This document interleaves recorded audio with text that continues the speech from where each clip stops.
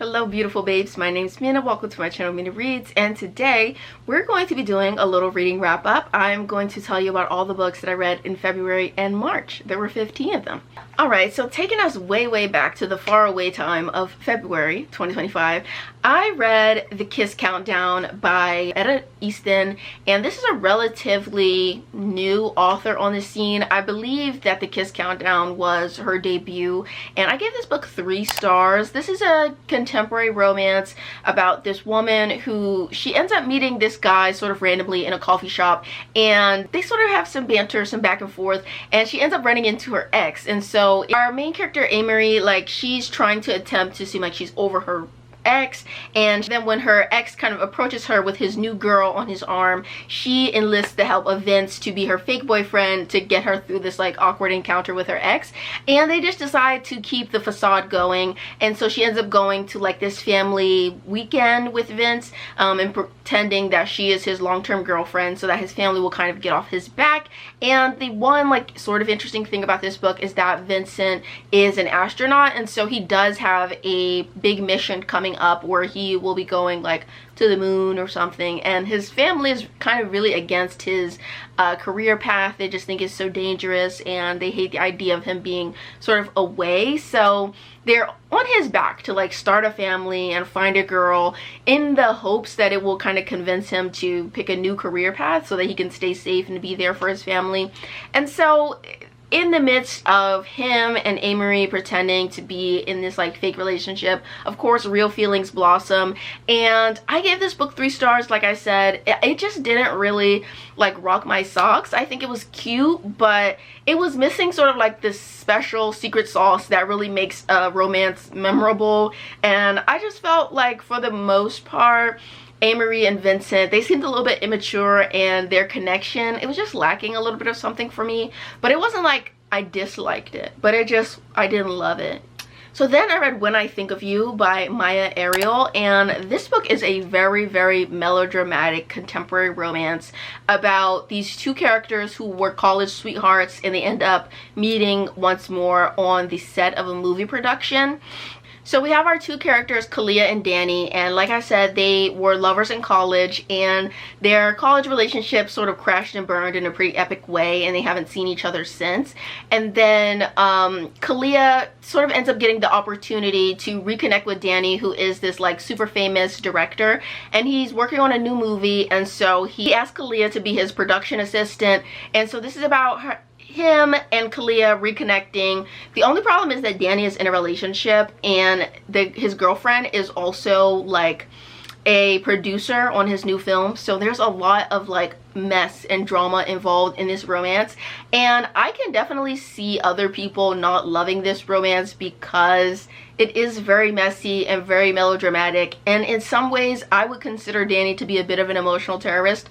However, I thought this book was incredibly entertaining, and for this to be Maya Ariel's debut, like, she's an incredible author. I felt like her voice was just so good, and the story was so immediately entertaining, and I really cared a lot about Kalia as an individual, more so than I cared about like her as a couple with Danny. Like, they were cute, they were fine, like their relationship was cool, but I really liked Kalia and like her love of film and filmmaking, and her passion for the industry, and kind of how she felt a little bit stuck in like a dead-end job. And I felt like there was something really real and realistic about her inner process as it related to like work and her confidence and her passions, and the way she really feels like she's losing her passion for filmmaking and losing her hope that she will be able to create like a real sustainable career in filmmaking. It just was something like really compelling about her individual journey and her career growth as we see it in the novel that I really enjoyed. So I definitely think that Maya Ariel is an author to watch, and I do think that Danny and Kalia had good tension and good chemistry. Like, there was such an intensity to their relationship. I don't know how healthy their dynamic was, but there was something very like kinetic and fun to read about their connection. So I gave this book like a 3.75, maybe a 4-star if I'm being like super generous. I don't think they're like my new favorite couple, but this book was really entertaining, and it definitely created a fan out of me. And I will be reading Maya Ariel's newest release, I think, is called No Ordinary Love. I will be reading that as soon as I possibly can because I know it's going to be at least fun, even if I don't end up loving the couple. So yeah, I would give that book like a 3.75, maybe a 4-star, kind of depends on my mood, but like pretty good. Definitely enjoyed it more than the previous book I discussed. Then I read A Light by A.H. Cunningham. This is like an erotic romance about these two friends, kind of. They had like one of those friendships where there was sort of like a romantic undertone to their friendship while they were in high school. They grew distant during college, and they're like reconnecting as adults.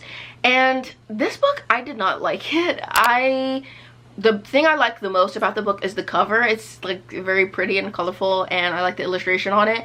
But I did not enjoy these two characters. I can't even remember their names at this point. I felt like they were a bit forgettable as people. But just like the story itself was so annoying. Like, it was just one of those stories where the characters are so awful at communicating that their bad communication just like ruins the book. I think that miscommunication is a very natural, normal human thing, but the way that they were miscommunicating and the way they just kind of refused to talk to each other ever about anything with any sort of honesty, it just was like a deeply frustrating book, and I just wanted them to talk to each other. And so I give this a 2-star, and I would not recommend it personally, but never say never. But I just don't see like any real benefits to it. I think maybe if you're a person that likes friends to lovers romance and you like when people have complicated pasts, like maybe you'd enjoy reading it, but they pissed me off, so I don't recommend it. Then I read The Oath by T.M. Richardson, and this is a like erotic poly romance story about this woman whose husband has recently passed away.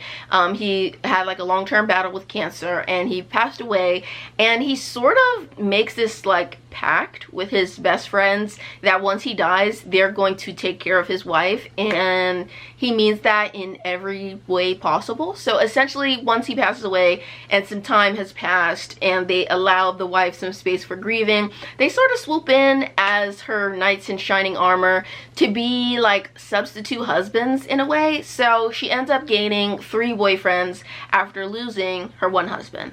And so it's just like a poly romance that is very erotic, and they're knocking boots quite a bit. I thought that it was kind of fun. It was kind of sexy. I thought that the main character, she's like a slightly older woman. I feel like she was in her 50s or something like that. But she was fun and she was sexy, and I loved her, and I loved seeing her be able to like move on from the tragedy of her husband's death, and knowing that just because you have someone who's like a really major, important like love of your life, seeing a person be able to move on emotionally and continue to live a full and happy life after loss is always something that's going to be very fun and entertaining to me. So I love seeing that for my homegirl. I do love the concept of a bad bitch who's still in her prime at 50, you know, having her way and having her cake and eating it too. Like, I love that. So I was happy for her. I supported her and her endeavors. But I think I gave this book like 3 stars. Like, it didn't completely wow me, but spiritually I am aligned with the message of the story. Okay, after reading The Oath, I did read The Offer, which is the 2nd book in that series, and it's about this woman. She's a hairdresser, and she goes to like this sex club, and at the sex club she meets these 2 hot guys who are like married or whatever, and she ends up having like a 3-way with them. Cool, fun, whatever. Come to find out, their guys are like famous. The one guy's a like retired football player, and the other guy is running for Congress, like he's running for Senate or something like that. So they end up sort of caught in this scandal as they're all seen leaving this club together, and so they decide that to save this guy's congressional campaign, he's going to pretend like he is engaged to this woman. And so this is like, you know, a sort of like fake relationship thing going on between them in the public eye, but then they're having like this 3-way relationship, and I just didn't like it. I didn't like it very much at all. And I think that it didn't even make sense. Like, I have to be a little bit explicit here to explain why it didn't make sense, but like, they were at this sex club, right? And I mean, far be it from me to tell people who frequent a sex club that they aren't freaky enough, but the stuff that they were doing at the sex club was like, why couldn't you guys do that at home? And then they decide, after that initial scandal of getting caught, they decide to go back to the sex club one night because they're like celebrating that the congressman is doing good in the polls. So they're like, we're gonna go back to the sex club, we're gonna go back to the scene of the crime because it'll be fun, it'll be spontaneous, we're gonna do it. So they go back to the sex club to once again be in a closed off private room in the sex club where nobody else can see them and it's just them, and they're like doing anal or something. And like I said, far be it from me to tell people who frequent a sex club that they're not freaky enough, but I just feel like you could have did that at home instead of incurring like a second sex club scandal in the midst of your congressional campaign. Like, it just didn't make sense. There was just no logic used in the creation of this already ridiculous ass story. And I love when stories are kind of silly and outlandish, and you know, they do, you know, like, I enjoy that sometimes, but I just felt like the clownery and the buffoonery that was going on in this book was not particularly entertaining, and I didn't really like the characters that much. I didn't like their connection that much. I gave it like 2 stars. Like, it wasn't like, oh my god, this was a complete waste of time, but the further I got into the book, the more I was like, this is just stupid. Like, it's not even sexy anymore, it's just stupid, and the characters are silly and they don't make sense. And I hate when characters are silly and don't make sense. I don't know, but this one I didn't love. I enjoyed The Oath better than The Offer.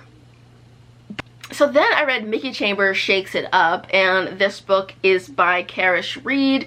I think that Karish Reed is like a pretty prolific author, but this is the first book I'm reading by her. And we have our main character, Mickey Chambers. Her name's really Michelle, but she likes to be called Mickey. And so Mickey is a professor, like she's an adjunct professor, and she's in the position of her adjuncting.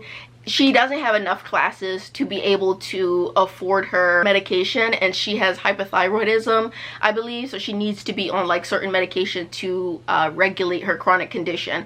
And so she ends up getting, over the summer, a job as a bartender so that she can subsidize her income, and in so doing she ends up meeting this owner of the bar named Diego, and her and Diego have a connection, but there's also the complication of Diego being her boss at the bar, and also her being Diego's professor because he is a non-traditional student and he is taking a few summer classes with her. And so it was like a power dynamic going in both directions, but it was also interesting. There was like an age gap. Diego's older than her, but he had to call her like Professor Chambers. Like, there was something there. I felt like Diego and Mickey had like a really fun vibe. They were very entertaining characters, and Diego's sort of the grumpy type, with Mickey being more of like a sunshiny personality, and I felt like they just really bounced off of each other well, and the story was just so fun and enjoyable. And I would definitely recommend it as like a perfect summer read because it just was such a quick read. It was so light and fluffy. I mean, it had some substance to it definitely, but it was just like really light and fun and heartwarming and just enjoyable, and it's set during the summertime. So as we approach the warmer months, I think it would be like the perfect summer romance to read. And also it has a little spice to it, and I love Diego. He was a real munch, a real eater, and more men should aspire to be like him. So it was a good time. I really definitely recommend that book. I gave that book a like 3.75, 4-star. I never know, like, I never know if I'm being too picky when I give a book like a 3.75 or not, but like, I enjoyed it. It was a good time. I would recommend it. Check it out. It was fun. Then, after all of that silliness, I read The Fellowship of the Ring by J.R.R. Tolkien. This is, of course, a fantasy classic, and it's kind of poorly paced to me. For my sort of short attention span, I feel like the book's pacing is a little bit excruciating. Like, I hated the Tom Bombadil section and stuff like that, but I I do think that the Lord of the Rings lore is so interesting, and I love that we get a lot more of it in the book versus the film, but I do think I still like the film better. Like, I think that that's gonna be my maybe controversial, maybe not controversial take. I like the films better. I just think they're better paced and they hone in on the aspects of the story that I'm the most interested in, and it hones in on the characters that I care the most about, with less of the uninteresting, quirky side characters. So yeah, I don't know. I liked it. I liked it more than I did the first time I read it. I read this book for the first time in 2021. I gave it 2 stars then. I think I would give it like a 4-star now, just for the sake of the quality of the story, the quality of the writing, the depth of the lore and the world building and all that kind of stuff. It's just like very impressive, so I can't knock it for being what it is, but I don't know that I enjoyed it more than I enjoyed the experience of watching the movie. That's just my take. So yeah, I read this, and then that's all that I read in February. So now we're going to move on to my March reads. So I started March off with Rhythms Blues by Kimberly Brown. This romance was so good. I kind of need everybody to read it. It was so good. It was so messy. It was so fun. I adored it. Okay, so Rhythms Blues is about this woman named Rhythm, and she is the girlfriend of this like really popular rapper named Raheem. And so essentially Raheem, he's acting funny. He's acting funny, and he has a label mate that is a girl, and they're spending a lot of time together, and there's a lot of speculation amongst his fandom about whether or not him and this other female artist on his label are like dating. And Rhythm is not really down with that. She does not like the way that Raheem publicly does not claim her as his girlfriend, and he sort of plays this like ambiguous role of like, oh, you know, maybe me and my label mate are dating just for like the publicity's sake. And Rhythm just doesn't really like that, and she feels very disrespected by it. So it's something that Rhythm and Raheem have been arguing about for a very long time. And so essentially some things come to a head in terms of their relationship, and Rhythm just decides that she's had enough. So she breaks things off with him. She moves out of their shared home, and she's kind of embarking on her own journey. So in doing her own, you know, independent woman stuff, she ends up meeting this guy named Channing, who is a music producer, and her and Channing begin like a friends with benefits type of relationship. The only snag is that Channing actually happens to be the music producer for Raheem's new album. So not that Rhythm knows that, but it's adding a certain layer of mess and drama and complication to it all, because Raheem is still trying to win Rhythm back, even though in her mind they are firmly broken up and it's completely over. So there's a lot of like mess and drama involved in this story, which I enjoyed. I love a really messy, dramatic, romantic love story. Like, it's gonna do it for me personally. But Channing, he was a man. He was a man like men have never manned before. He did his biggest one. Like, I was just so deeply and utterly obsessed with him, and the way that he carried himself and the way that he carried his dynamic with Rhythm. Like, it was just so good, and he was so sexy, and his vibe was just incredible. And Rhythm, like, I just loved her, and I respected her so much as a woman. I feel like she was such a real ass bitch. Like, I just loved her so much. And at the time that I read this book, and I think I gave it a rating of like a 4.5 stars, something like that, but I think I have to give it a 5-star because I fucking loved that book, you guys. Like, just thinking back to it now, like, it was just so good. Like, it was everything that I love in a romance. It was dramatic, it was messy, it was intense. I feel like the guy, like, he was standing on straight business the whole book. I love Channing so much. He knew what he was doing. He knew how to talk to her. He was so respectful of her. But he knew what he wanted, and he was out to get it. And I just loved it. Like, it was just so good. I would highly recommend it.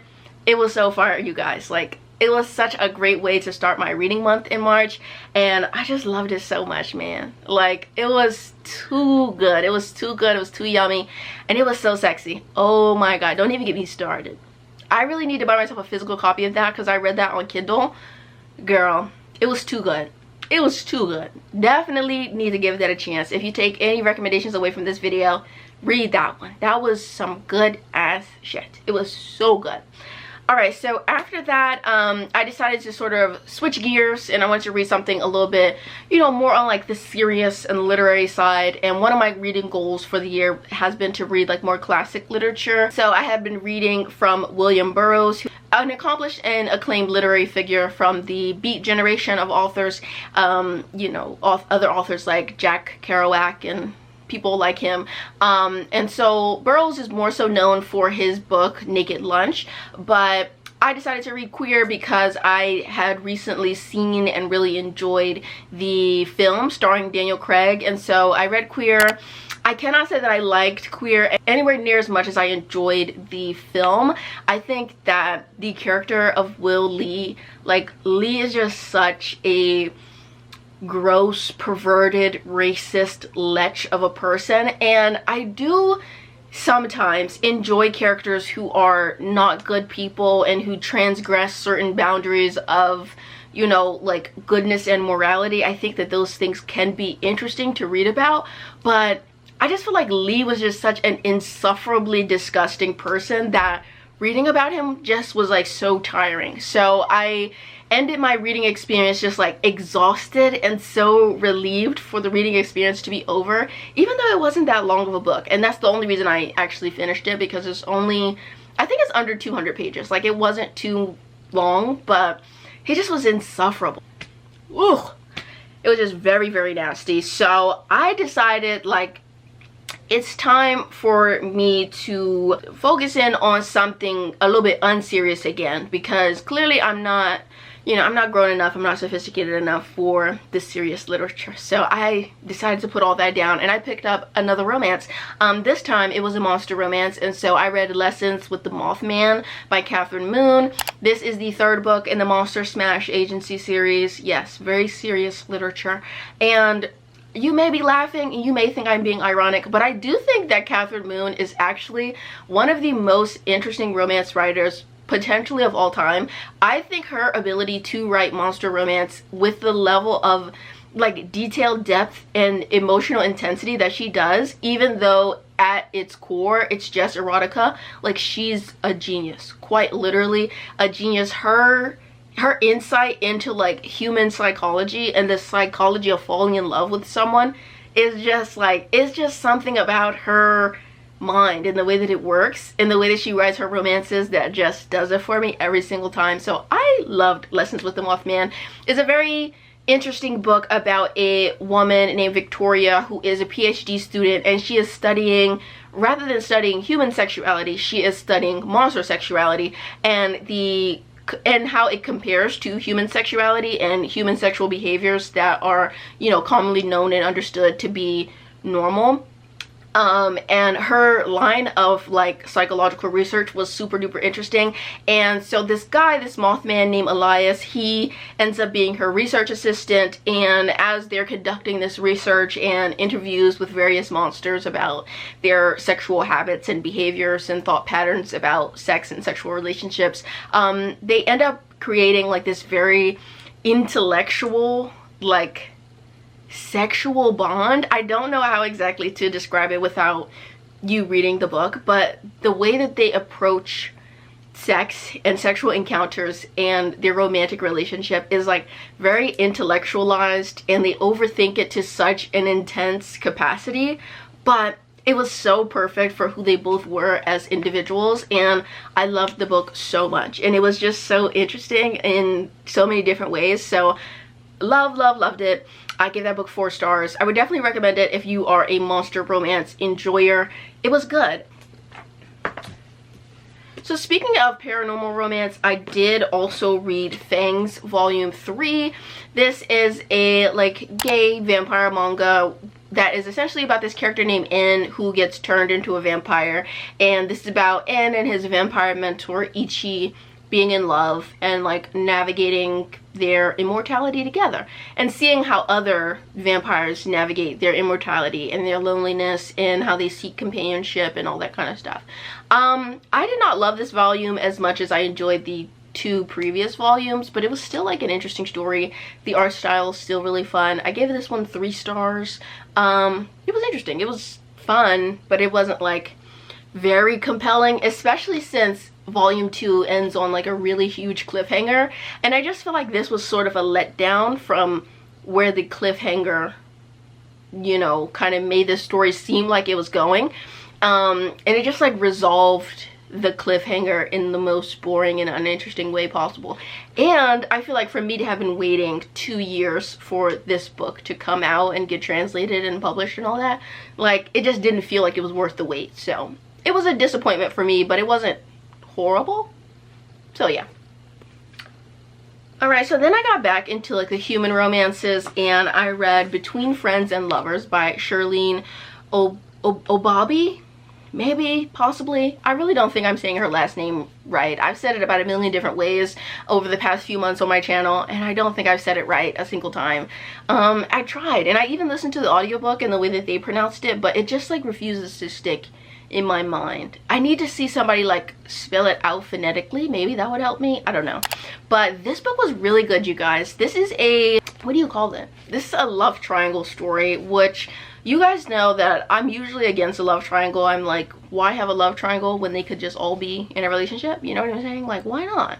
You know, polyamory for the win and all that good stuff. But this book is really unique. We're following this main character, Joe, Dr. Joe rather, who is a social media influencer. She also has her medical license, and she did practice as a doctor for some time until she decided to put clinical life behind her, and she chooses instead to like give medical, not medical advice, but to create educational like health content on TikTok and Instagram and stuff like that. So she's in her influencer era, and Joe is also best friends with this very famous actor named Ezra, and her and Ezra have been friends since college, and she has been deeply in love with Ezra for about a decade at the point where the story starts out.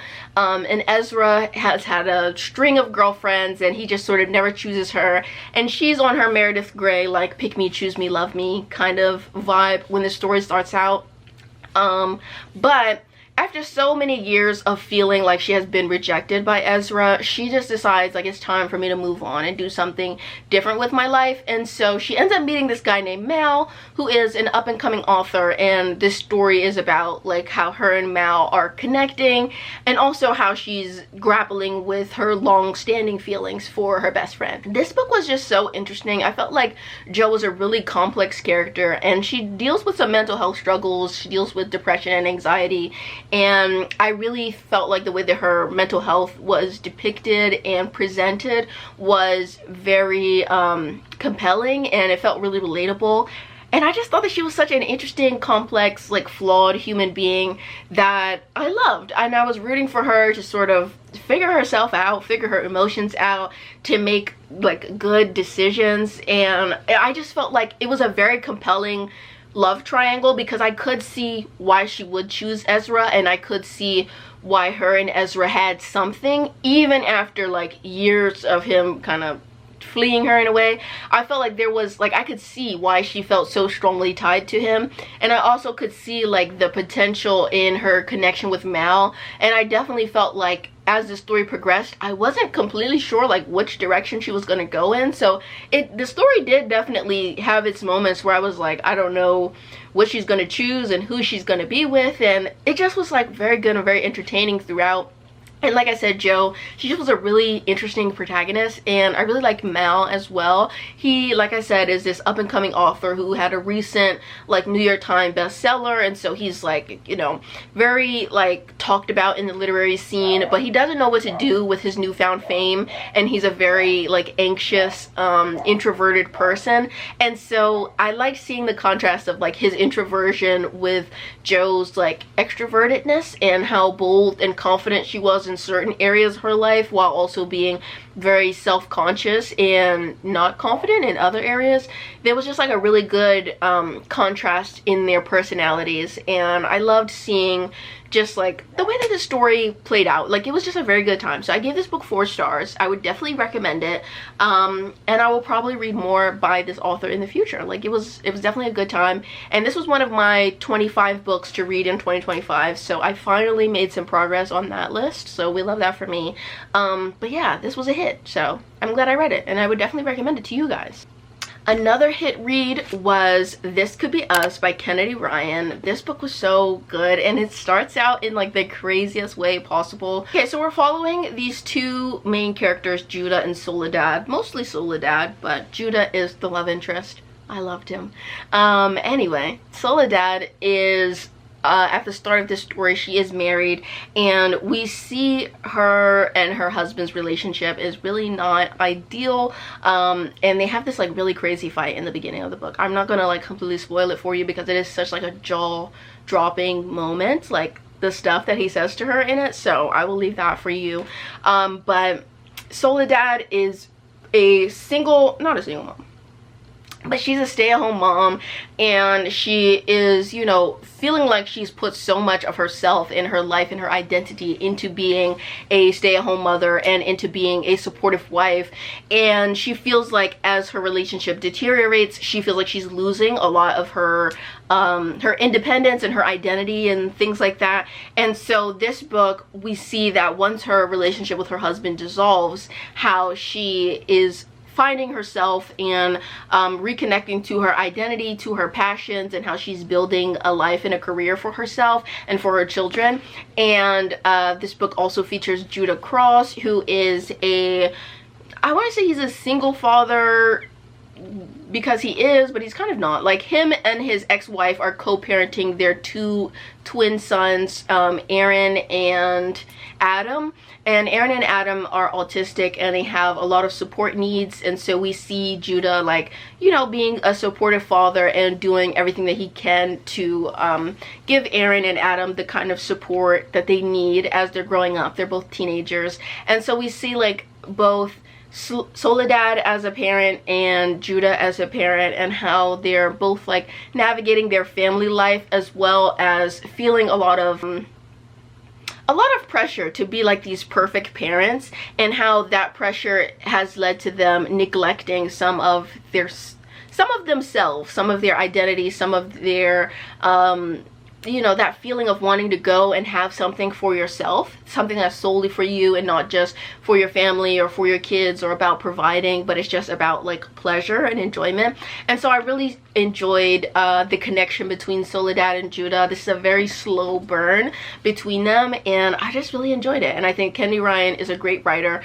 This was really, it was impactful, it was beautiful, it was emotional, it was sexy. I loved the slow burn of it all, which is not something that I say very often because I'm not really a slow burn girly. I'm very impatient, but I feel like Kennedy Ryan made it worth my while, and the journeys and the character development for each of the characters, Soledad and Judah, like seeing that was almost as compelling, if not more so, than their romantic relationship, which was also very good. So I think that it felt like such a good narrative on the whole, and I really enjoyed it. So I can't wait to read the 3rd book in this series, which is coming out in May. I think that one's called Can't Get Enough, which is about Soledad's friend Hendrix, and I think it'll be a good one.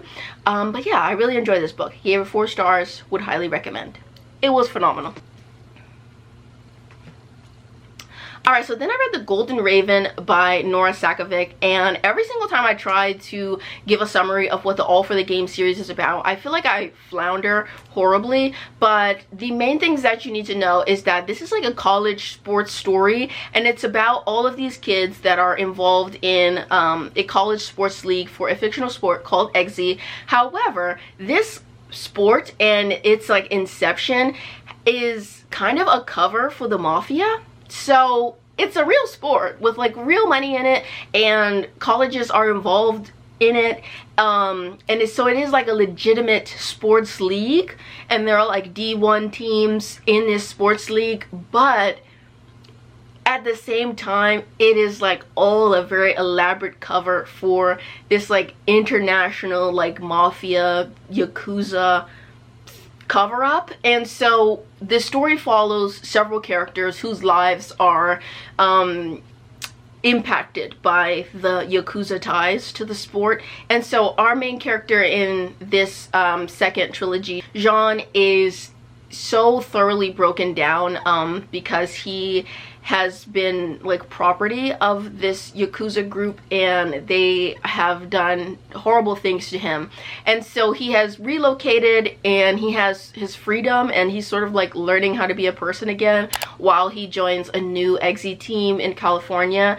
And he's taken in by this Sunshine Court, also known as the Trojans. And so this is about Jean and his connection with his new teammates and his healing journey, and him trying to like become a person after being property for so long, and like that being the only way that he can truly identify himself.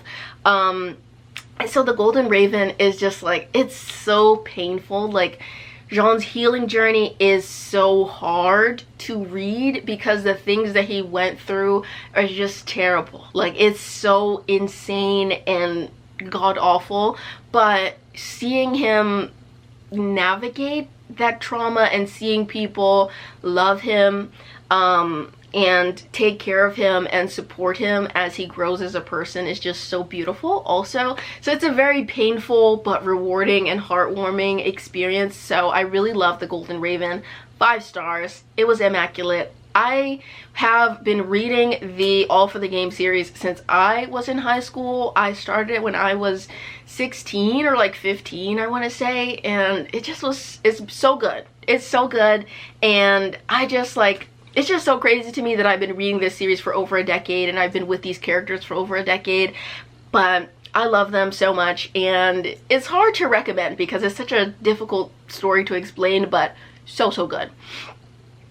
Okay, and then my camera battery is about to die, so I will just tell you that I also read An Academy for Liars by Alexis Henderson, and this is a fantasy dark academia story about a character who gets pretty much her Hogwarts letter, and they decide like, you are going to be a new student at our elite academy for magic. And so she is learning this like persuasive magic, this mind control magic, and this was such a fun book. I think if you like dark academia, you would really enjoy it. I gave this book 4 stars. It was sort of a slow burner. The beginning was a little bit hard for me to get into, but once I did, like the intrigue was so good, and I just really enjoyed the 2 like main characters because we have our main girl whose name I can't remember, and she has like a mentor, and her connection with her mentor was so interesting and maybe a little unethical, but I enjoyed it. So it was a good book. I would recommend it, and I want to thank you all so much for watching this video, and I will see you in my next one. And I'm sorry I had to rush, but my camera battery is about to die in 3, 2, 1.